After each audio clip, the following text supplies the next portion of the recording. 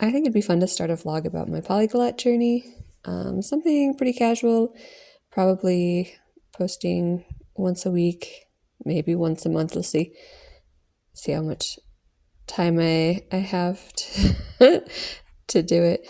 Mostly to look at my progress. When I was studying in the university, I took Japanese and Spanish classes, and it was incredible. Like how much progress I could make with some really heavy studying. And in this point in my life, I'm working full time. I have 2 kids. I'm pregnant with the third. And so well, first of all, I'm very pregnant. I'm just a few weeks away from the due date. So I've been very tired lately and kind of down on myself because this was the year that I really wanted to hit some of these languages and learn, especially like Danish and Quechua. That's what I wanted to focus on this year, and it didn't really happen. But looking back on the year, there were a lot of small wins that I had,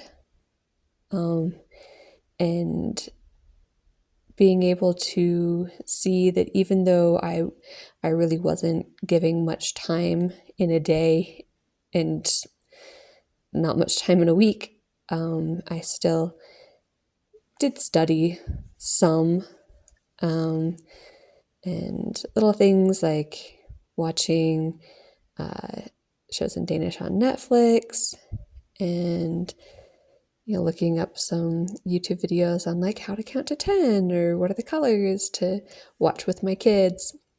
My big win for this week was that, one of my lifetime goals is to get to the end of all the languages in Duolingo.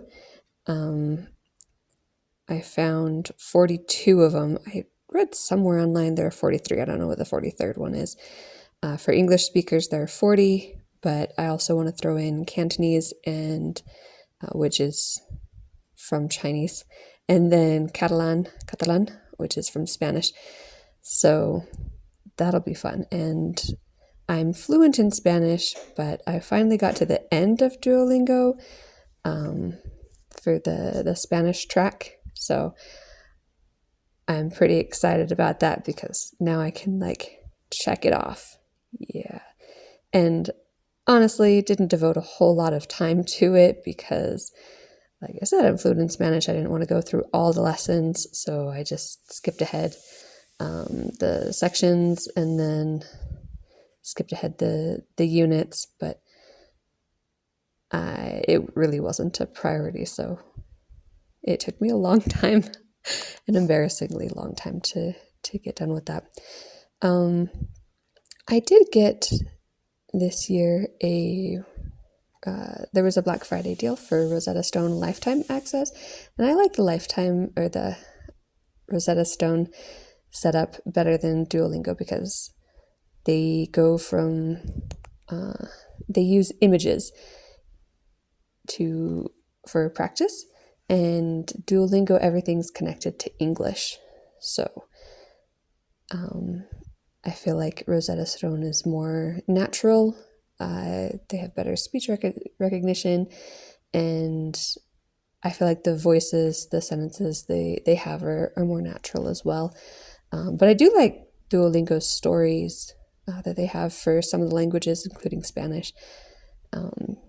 There's like a context there, and you're developing the language, so that's good. But mostly, I don't use much of these apps because here are the languages that are the list of languages I want to learn, and I've marked the ones that are Rosetta Stone, Morse code. I know Morse code's not a language, but I put it on here because I want to learn it too. Anyways, so I did a minor in Japanese, and like I said, I'm fluent in Spanish.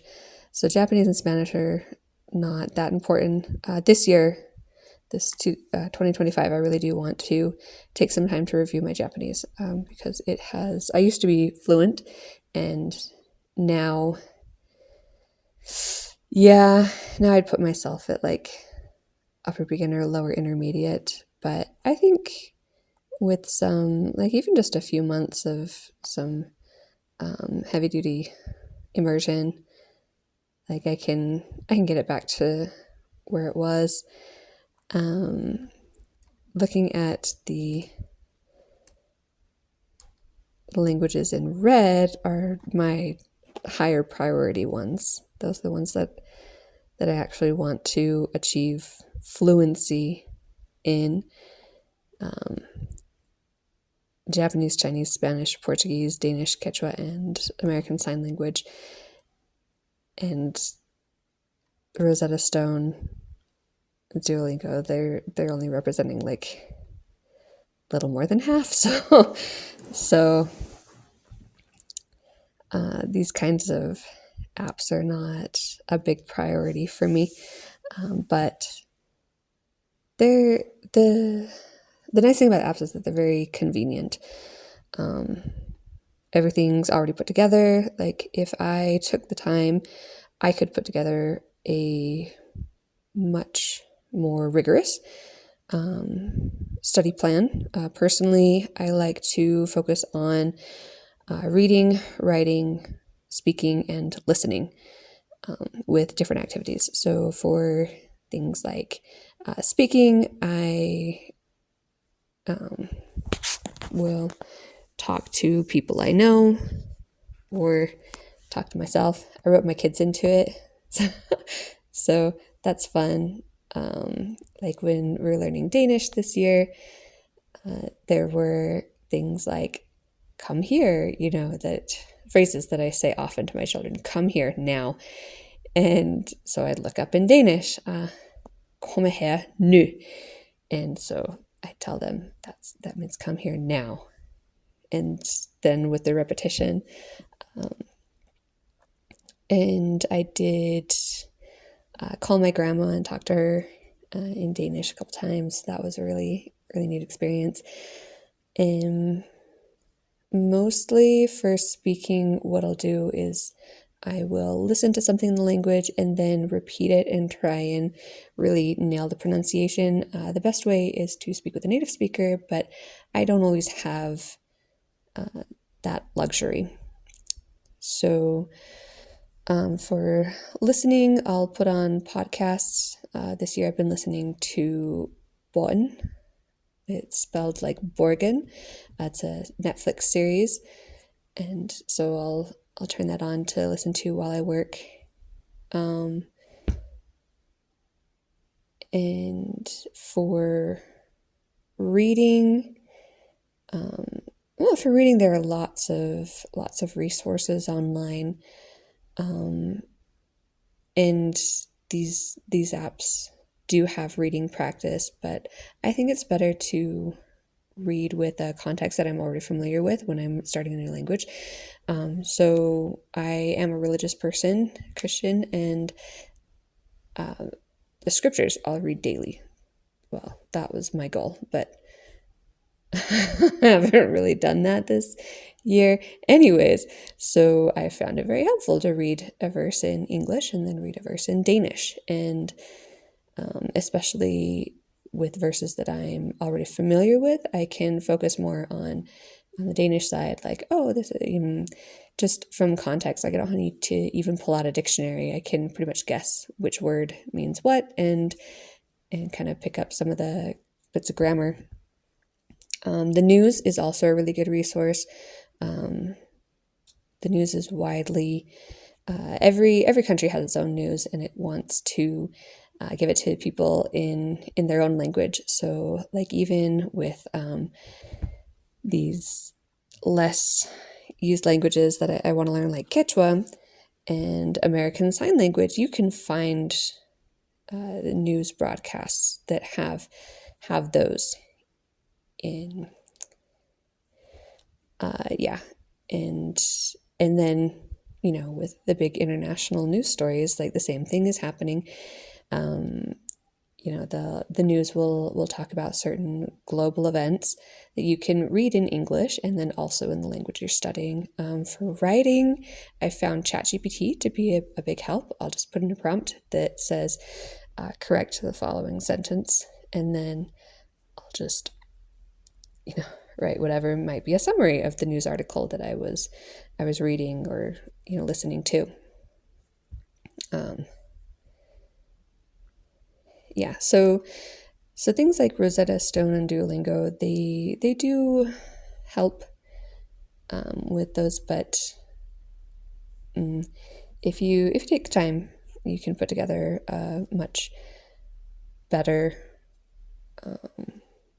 language learning plan, and personalized too, in things that you're interested in. Like when I wanted to make dinner, there were recipes that I would look up on YouTube in Danish and watch in Danish. So as for my Duolingo goal, these are all the languages, and I'm really excited that I got to the end of Spanish, just to have one that I could, at least one that I could check off.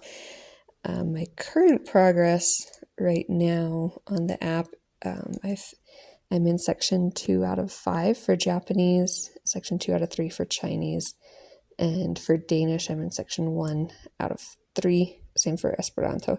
And those are kind of my higher priority languages. So I think over the next few months, I'm going to focus on Japanese and see if I can't get that one to the end next in Duolingo. Should be fun.